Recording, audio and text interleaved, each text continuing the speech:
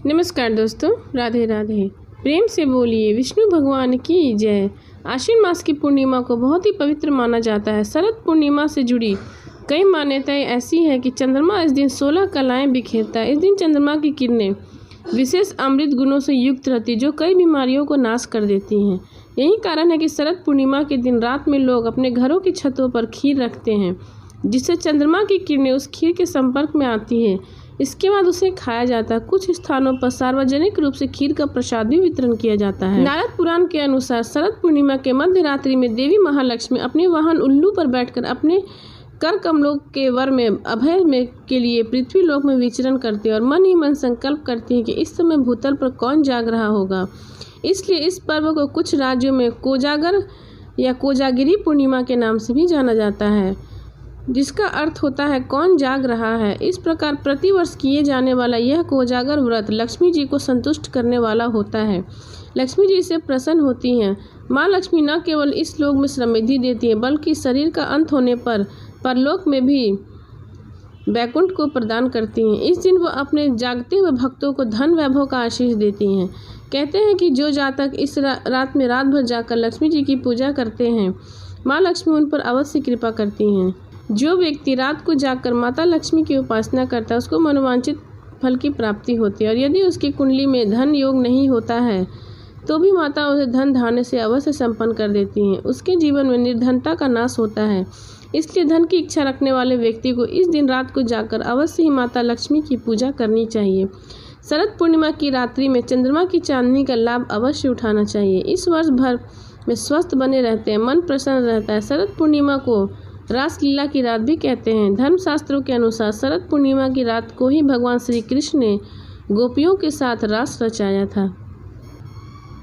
अब सुने शरद पूर्णिमा की व्रत कथा।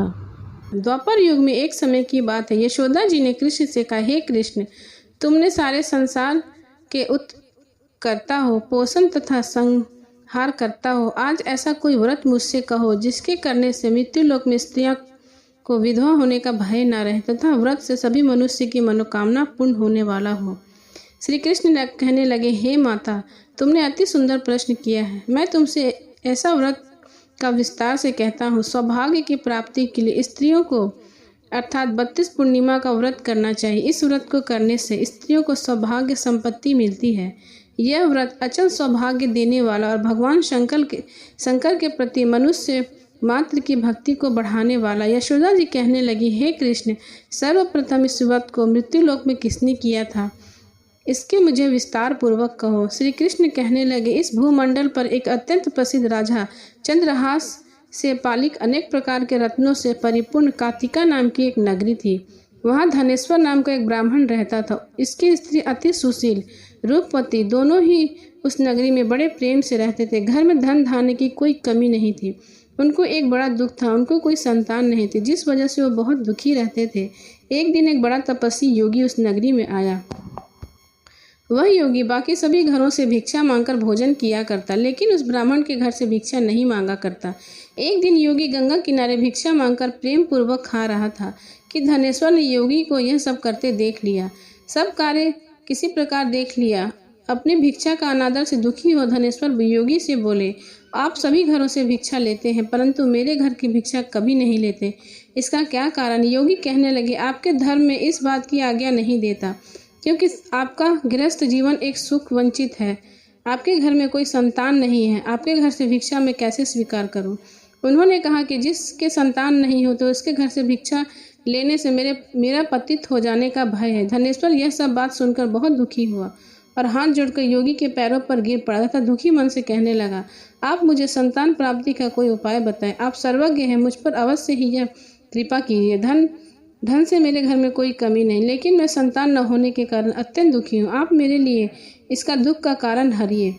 यह सुनकर योगी कहने लगे, तुम चंडी की आराधना करो। घर पहुंचकर उन्होंने यह सारी बात अपनी पत्नी को बताई और खुद वन में चला गया। वन में पहुंचकर उसने चंडी की आराधना की और उसका उपवास किया। चंडी ने 16 दिन उसको सपने में दर्शन दिया और कहा कि हे धनेश्वर, जा तेरा पुत्र होगा, लेकिन उसकी आयु सिर्फ 16 वर्ष की होगी। 16 वर्ष की आयु से उसकी मृत्यु हो जाए। अगर तुम दोनों स्त्री और पुरुष 32 पूर्णिमाओं का व्रत करोगे तो वह दीर्घायु हो जाएगा। जितनी तुम्हारी सामर्थ्य हो उतने आँचे के दिए जलाकर शिव जी का पूजा करना, लेकिन पूर्णमासी 32 होने चाहिए। सुबह होते ही तुम्हें इस स्थान के पास एक आम का पेड़ दिखाई देगा। उस पर चढ़कर एक फल तोड़कर अपने घर ले जाना। अपनी स्त्री को इस बारे में बताना। सुबह स्नान होने के बाद वह स्वच्छ होकर शंकर जी का ध्यान करके उस फल को खा ले, तब शंकर भगवान की कृपा से उसे गर्भ हो जाएगा।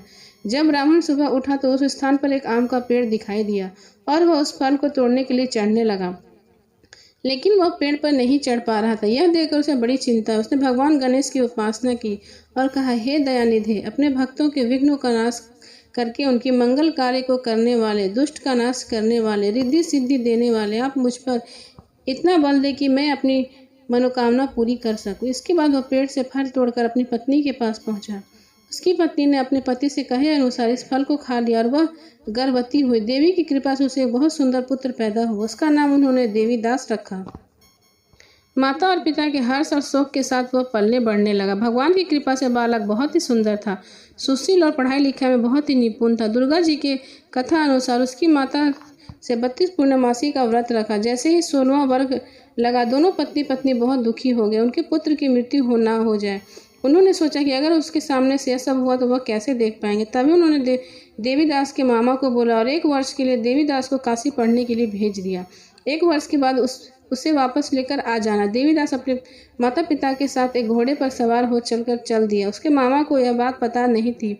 दोनों पति पत्नी 32 पूर्णमासी का व्रत पूरा किया। दूसरी तरफ मामा और भांजा दोनों रात गुजारने के लिए रास्ते में एक गांव में रुके। उस दिन वहां गांव के ब्राह्मण की कन्या का विवाह होने वाला था। जिस धर्मशाला में वर और बारात के बाकी लोग रुके थे, उसी धर्मशाला में देवीदास और उसका मामा भी ठहर गया। उस कन्या को तेल आदि चढ़ने के बाद जब लग्न समय आया तो वर की तबीयत खराब हो गई। वर के पिता ने अपने परिवार वालों से विचार विमर्श करके कहा कि यह देवीदास मेरे पुत्र जैसा ही है, मैं इसके साथ लग्न करा दूंगा और बाद में बाकी सारे काम मेरे बेटे के साथ पूरे हो जाएंगे। ऐसा कहने के बाद वर के पिता देवीदास को मांगने के लिए उसके मामा के पास गया और उन्हें सारी बात बताई। मामा ने कहा कि कन्यादान में जो कुछ मिलेगा वो हमें दे दिया जाए। वर के पिता ने बात स्वीकार कर ली। इसके बाद देवीदास का कन्या के साथ विवाह संपन्न हो गया। इसके बाद वह अपनी पत्नी के साथ भोजन न कर सका और मन में विचार करने लगा कि न जाने यह किसकी पत्नी होगी। यह सोचकर उसकी आंखों में आंसू आ गए। तब वधू ने पूछा कि क्या बात है, आप क्यों उदास हो। तब उसने सारी बात अपनी पत्नी को बता दी। तब कन्या कहने लगी, यह ब्रह्म विवाद से विपरीत है, आप ही मेरे पति हैं, मैं आपकी ही पत्नी रहूंगी, किसी अन्य को कभी नहीं। तभी देवदास ने कहा कि ऐसा मत करिए, क्योंकि मेरी आयु बहुत कम है, मेरे बाद आपका क्या होगा। लेकिन उसकी पत्नी नहीं मानी और बोली, स्वामी आप भोजन कीजिए। दोनों रात में सोने के लिए चले गए।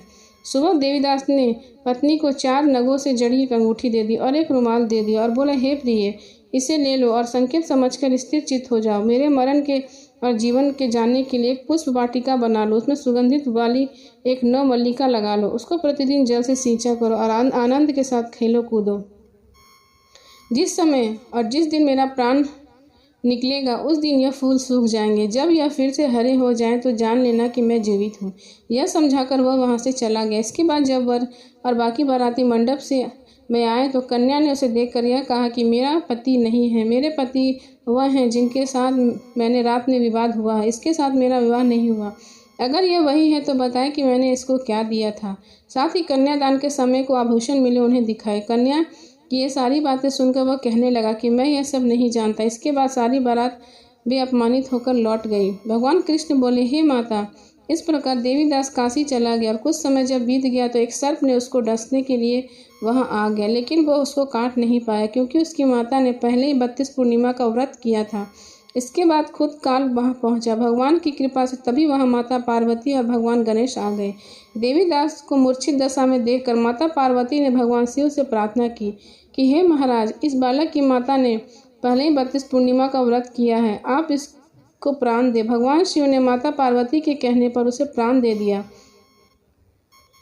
उधर उसकी पत्नी उसके काल की प्रतीक्षा कर रही थी। उसकी पत्नी ने जाकर देखा कि पुष्प और पत्र दोनों ही नहीं हैं, तो उसको बहुत आश्चर्य हुआ और जब उसने देखा कि पुष्प वाटिका फिर से हरी हो गई तो वह समझ गई कि उसका पति जिंदा है।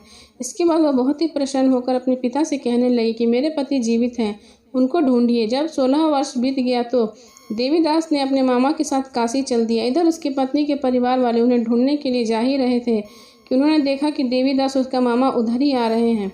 उसको देखकर उनके ससुर वो बहुत प्रसन्न हुए और उनको घर ले आए। वह सारा बगर इकट्ठा हो गया और कन्या से ने भी उसे पहचान लिया। देवीदास इसके बाद अपनी पत्नी और मामा को लेकर वहां से चल दिया। उसके ससुर ने भी उसे बहुत सा धन दहेज दिया। जब वो अपने घर की तरफ चला तो उसके माता पिता को खबर लगा तुम्हारा पुत्र देवीदास अपनी पत्नी के और मामा के साथ आ रहा है। ऐसा समाचार सुनकर पहले तो उन्होंने विश्वास नहीं किया, लेकिन जब देवीदास आया तो उसने अपने माता पिता के पैर छुआ। देवीदास के माता पिता ने उनका माथा चूमा और दोनों अपने सीने से लगा लिया। दोनों की आने की खुशी में धनेश्वर ने बहुत सा दान दक्षिणा ब्राह्मणों को दिया। श्री कृष्ण जी कहने लगे, इस तरह धनेश्वर को 32 पूर्णिमा का व्रत के प्रभाव से संतान की प्राप्ति हुई। जो स्त्रियां इस व्रत को करती हैं वह जन्म जन्मांतर तक वैधव का दुख नहीं भोगती और सदैव सौभाग्यवती रहती हैं।